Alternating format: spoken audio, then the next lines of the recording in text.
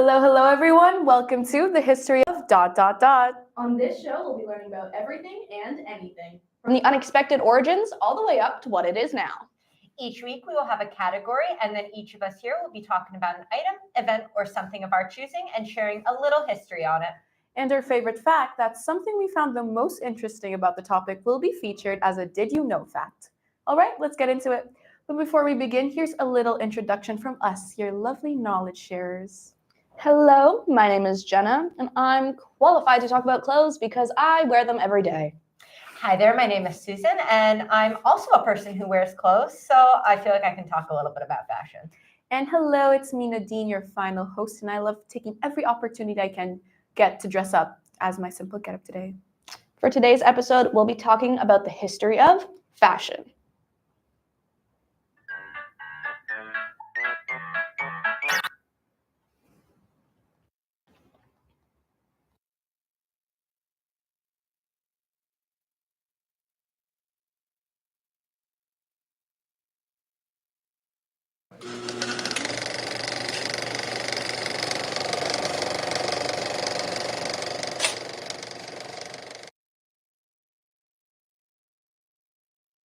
All right, let's take a trip back to ancient times.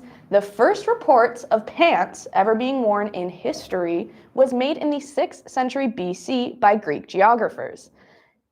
The garment was being worn by Persian, Eastern, and Central Asian horseback riders as it was more comfortable and it allowed them to wear them for longer. Images of both men and women wearing pants can be found in ancient ceramics. While Asians were out frolicking in their two-legged garments, the ancient Greeks and Romans considered the article to be worn by barbarians. But then peer pressure got to them, it did its thing, and they ended up wearing pants later on because they couldn't deny the warmth and how practical they were. Jumping ahead to the 14th century, trousers, or pants, were seen as a military garment. They came in two options, shorts and loose pants. That closed off at the ankles. And yeah, they were worn by the military because they didn't have to worry about fabric getting in the way during battles. Tight trousers with foot coverings then came into play in the late 14th century, and it was worn by knights underneath their plated armor. Then came the 1500s. People went bold at this time. Pants became huge. They would balloon over the thighs and go tight at the ankles. From ornate cloth, think of ugly patterns like your grandma's couch or curtains, and then they would also feature slashes to reveal a colorful lining underneath, the typically white pants. Eventually, they came to their senses, and the pants slimmed down, and the ankle length was preferred for the working class. It was only in the 19th century that we started to see pants like the ones we have today, looser fit with the button fly and neutral colors. We have Queen Victoria's son, Edward the 7th, to thank for that, as he was the one to make these garments mainstream. I should add that the button fly isn't quite what we think of today. It was more of a flap. While in ancient times, pants were worn by both men and women, pants then became a masculine garment for hundreds of years. So instead, women had to wear long, voluptuous skirts. And by the 19th century, women started, or should I say, were allowed, to wear a form of trousers again. They were allowed to wear a pair of trousers underneath a skirt while doing activities such as horseback riding. They had to wear a skirt over top of them in order to keep the garment covered.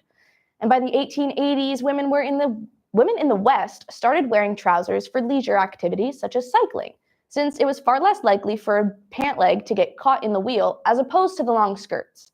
They were also considered healthier to wear. Now, pants weren't considered acceptable women's attire until the 1970s.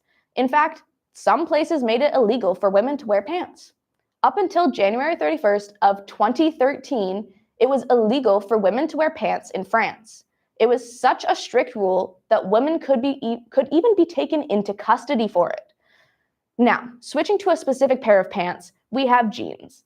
Some people love them, some people hate them, but you can't get away from them. Jeans were invented in 1873 by Jacob Davis and Levi Strauss. They were made because men in the mines needed a more durable pair of pants to work. The indigo color was chosen to help hide the dirt from when they were working in the mines.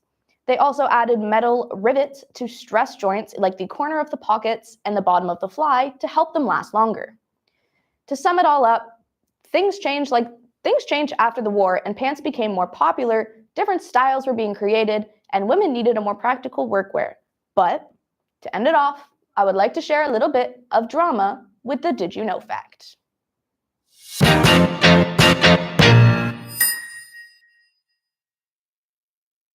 Did you know that there was some drama in the 18th century during the French Revolution in relation to pants? There were two main types of pants: culottes, which are some mid-shin pants, and sans-culottes, which, contrary to what it sounds like, were full-length pants. Lower to middle class were team sans-culottes, which is, no culottes, and liked their full-length pants. They were unhappy with the harsh living conditions and wanted to differentiate themselves from the higher class. This ended up playing a big role in the French Revolution. Thank you, Jenna, for that little history of pants. Susan, do you know what one of my favorite things about pants are?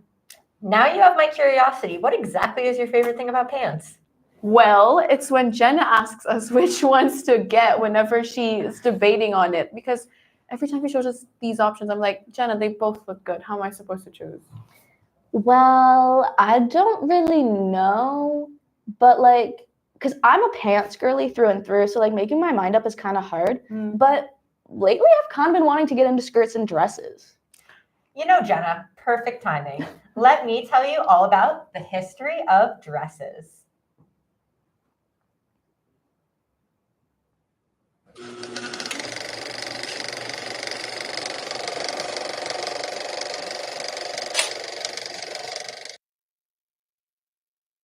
Of clothes that looked like a dress was in 5000 BC in Egypt, Mesopotamia, and Greece, and were worn by both men and women. The style for men with dresses in those times were more like a linen and wool cut up, placed on top of them to cover up, but also remain kind of comfortable. These styles would require little to no sewing and were easy to put on. On women, the clothes were sewn on to fit their smaller frames, but were roughly the same idea of just something you throw on. Styles at the time were not based on fashion, but to acclimate to the climate, social norms, and what was really around and the resources that they could use. Over time, most clothing became more of a fashion trend than just something for survival. It was around the Industrial Revolution in the 18th and 19th century that changed what dresses were. They were no longer just a cloth to put over and something not as common.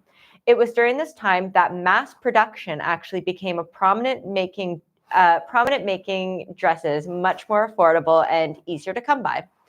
The Victorian era brought on a much more elaborate dresses, showing off the styles of that century.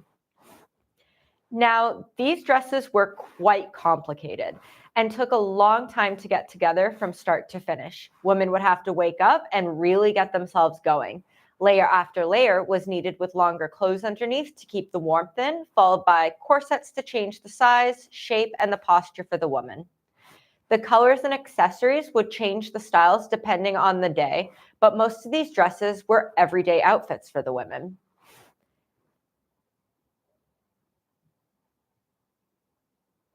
Now, the 1920s was a big change in dresses. Women were feeling more liberated, which is when the flapper dresses kind of became a big thing. Now, women wanted to go out and not have to be completely covered up with layers upon layers, as they say. Girls just want to have fun. Now, these girls were challenging some social norms and went out with more elaborate styles, making a huge change for the future of fashion and for women everywhere. After World War II, a new style of dresses had emerged called New Look by Christian Dior, a name probably most of you have heard of. These dresses gave a skinny and a nipped waist with a long, more full skirt. The dresses had a very fashionable forward style for what was more feminine at the time and accentuated a woman's figure. This style is one that we still use today, though not as much for the daily use as kind of something more maybe to go around and have fun. When back then, dresses were more daily styles. Every day you're kind of putting on these outfits. Now, the 60s and 70s were heavily influenced by a more hippie kind of culture and brought on mostly a lot more of experimentation with their dresses. Dresses were changing frequently with lots of options depending on weather, style, and what more people were finding these days. There was a larger variety, and women were experimenting with different bold patterns and materials, trying to find dresses that could be fun, fashionable, and comfortable, not just the stiff kind of straightforward stuff you had before. Women really took over, and by then were able to decide more on their own fashion choices and were no longer allowing others to dictate what they should be wearing. Today, most women can wear what they want without caring what others think. We have taken many trends from across the years and so many different styles among the different eras of fashion.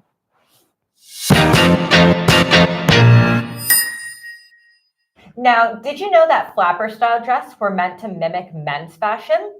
Women tried to do this as a way to fit in with society and be accepted by men and have even a sliver of chance of social status. This was why most of the dresses looked more boxy on women and wouldn't fit their figure quite as well in the 20s. It was shaped more for men's bodies, not quite for women's.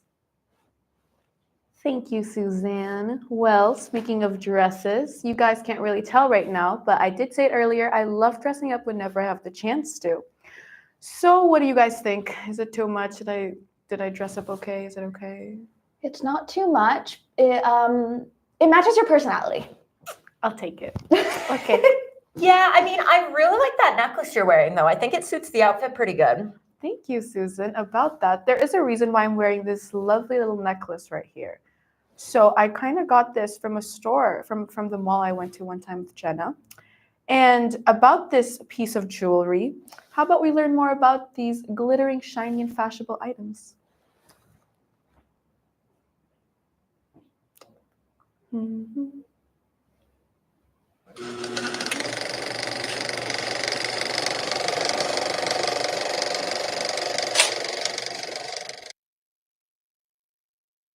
During ancient times, jewelry would be made from feathers, bones, shells, and colored pebbles, a lot different than the ones we would see today. These pebbles were gems that would be admired for how durable they were and how beautiful they looked. Materials also range from shells, tusks, claws, and wood. A great variety of shells would be also used during the prehistoric age. They would still be used nowadays too in certain island and coastal cultures. They were used to make necklaces, bracelets, pendants, and headdresses. Precious metals and stones could also be used, including pearls, coral, ceramics, and enamels. So much materials. All these have been used over the centuries, and to manufacture them for creating jewelry, they would have to have undergone different improvements as the years go by. This would include, to some extent, mechanical, physical, or chemical treatment to transform the raw shapes to become and look functional for the piece of jewelry being made.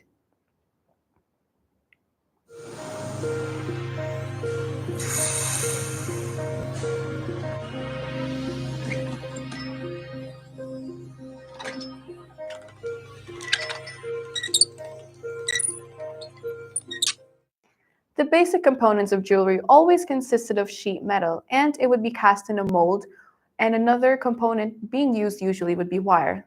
After the examination of different ancient pieces, it was showed that one of the widely used techniques in decorating these metal sheets was the process of embossing. This is the practice of creating a design or text on a raised surface. The earliest piece of jewelry was found around 2,500 years ago. It was made very simply with fish bones, and it was found in a cave in Monaco.